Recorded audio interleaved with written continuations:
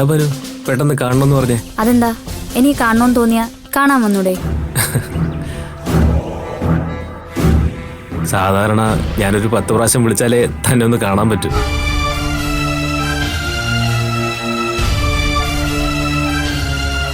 എന്താ പനു തന്റെ മുഖം വല്ലാതിരിക്കുന്നേ?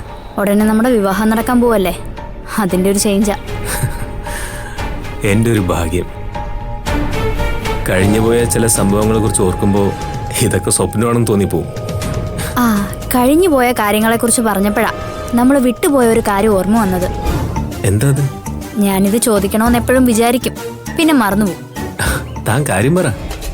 അന്ന് റിസോർട്ടിൽ വെച്ച് എനിക്ക് മയക്കുമരുന്ന് കലർത്തി തന്നത് ആരാണെന്ന് ഇതുവരെ നമുക്ക് കണ്ടുപിടിക്കാനായില്ലല്ലോ.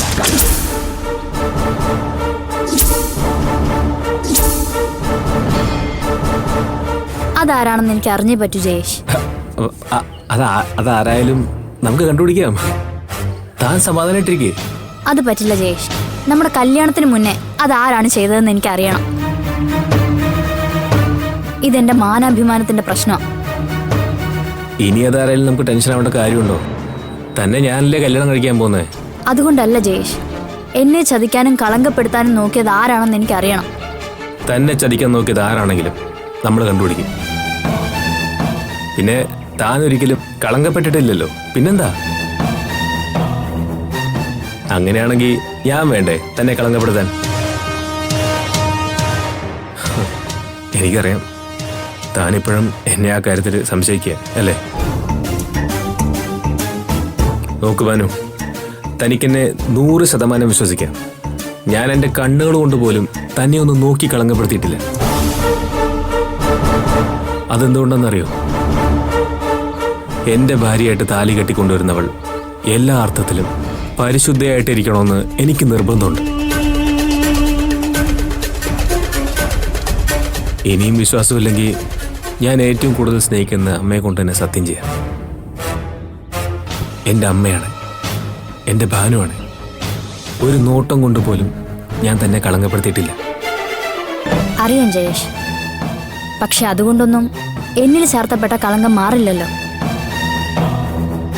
എൻ്റെ വീട്ടുകാരുടെയും സൂര്യേട്ടൻ്റെയും മുന്നിൽ ഞാൻ എന്നും മയക്കുമരുന്ന് ഉപയോഗിച്ചവളായിരിക്കില്ലേ? ഭാനു, അതുകൊണ്ടാ എനിക്കത് ആരാണെന്ന് അറിയണമെന്ന് പറഞ്ഞത്. എങ്കിലേ എനിക്കത് ഭാവനേച്ചോടും മറ്റുള്ളവരോടും പറയാൻ പറ്റൂ. ജയേഷ് വിഷമിക്കണ്ട, നമ്മുടെ ഭാവി ജീവിതത്തിലേക്ക് ഒരു ചോദ്യചിഹ്നമായിട്ട് നിൽക്കാൻ ഞാൻ ആരെ അനുവദിക്കില്ല. അതുകൊണ്ട് എനിക്ക് മയക്കുമരുന്ന് കലക്കിക്കൊണ്ട് തന്ന ആളെ ഞാൻ തന്നെ കണ്ടുപിടിച്ചു.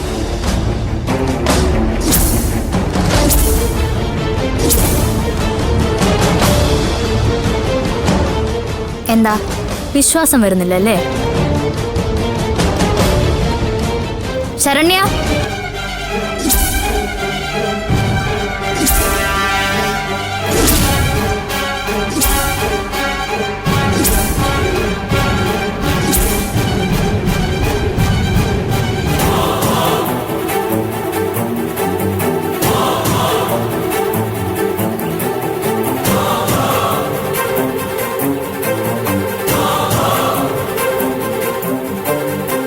ശരണ്യ മറന്നുപോയോ ജയേഷ്?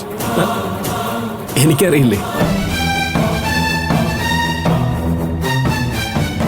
പറ ശരണ്യ, എനിക്കെന്നാരാ ജ്യൂസിൽ മയക്കുമരുന്ന് കലക്കി തന്നത്? ഞാനാ.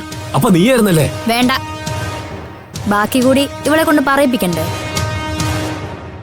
പറ ശരണ്യ, ആര് പറഞ്ഞിട്ടാ നീ ഇങ്ങനെ ചെയ്തത്? ധൈര്യമായിട്ട് പറഞ്ഞോ. ഈ നിൽക്കുന്ന ജയേഷ് തന്നെ എന്നെ കൊണ്ട് അങ്ങനെ ചെയ്യിച്ചത്. കള്ളം പറയുന്നു. ഞാനാണോ നിന്നെ കൊണ്ട് അങ്ങനെ ചെയ്യിച്ചേ? പറയടി. തൊട്ടുപോകരുത് അവളെ.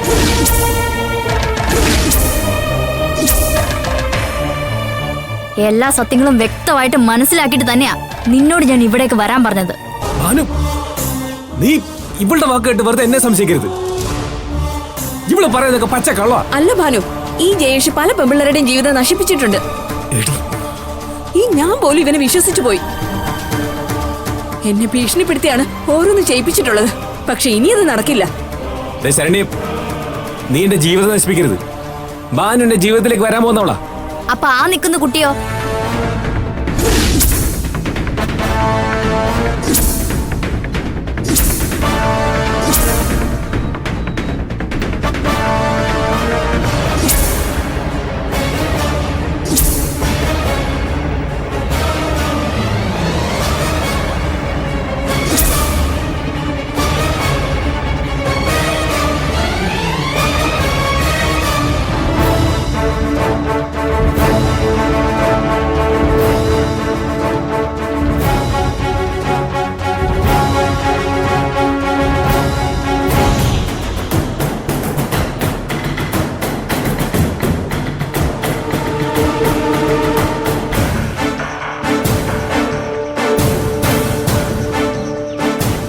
എന്താ ലീനയെ നിനക്കറിയോ?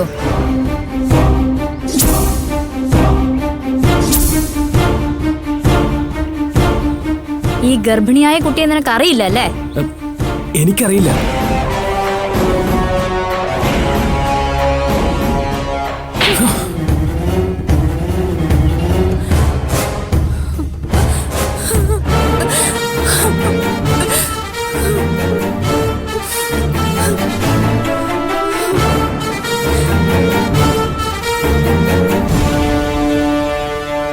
വിവാഹം കഴിക്കാന്ന് പറഞ്ഞ് ഇവളെ പറഞ്ഞു പറ്റിച്ചിട്ട് നിനക്കിപ്പോ ഇവിടെ അറിയില്ലല്ലേ? ഓഹോ, അപ്പൊ നീ കരുതി കൂട്ടിയാണ് വന്നല്ലേ? അതെടാ, പിന്നെ നീ എന്താ കരുതിയത്? നിന്നോട് പ്രണയിച്ചുല്ലസിക്കാനാണെന്ന് കരുതിയോ? എടി ബാനു, നിനക്കെന്നെ അറിയില്ല. ഇതിൽ കൂടുതൽ നിന്നെ അറിയാൻ എന്തിരിക്കുന്നു? എടി ദേ, തൊട്ടു പോകരുത് തന്നെ നീ. തൊട്ടാ നീ എന്തിയോടി? മനു, നീ എന്നെ തല്ലിയല്ലടി.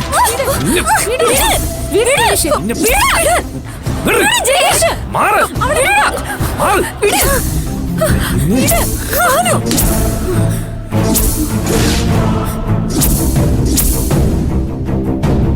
മാറി നിക്കടാ, മാറി നിക്കാൻ.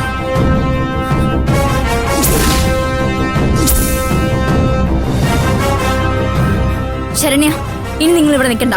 ലീനയും കൊണ്ട് പോക്കോ. എനിക്കിവനോട് കുറച്ച് പറയാനുണ്ട്. പറയുന്ന കേക്ക് പോവാൻ.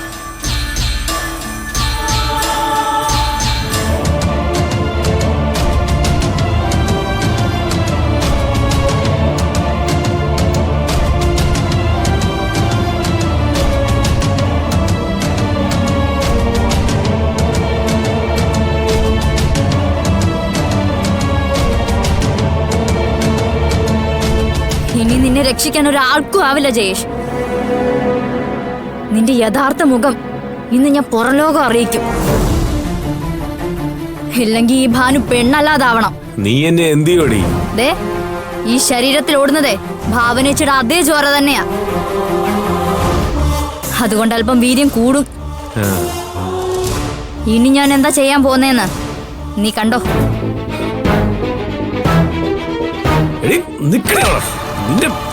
നീ അങ്ങനെ പോയാലോ?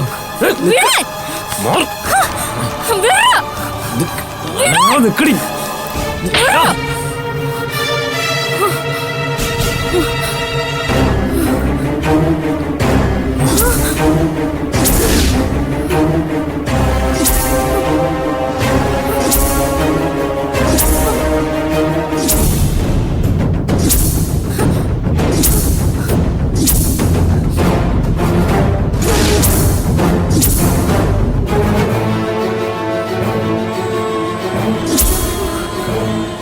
എടി Ah!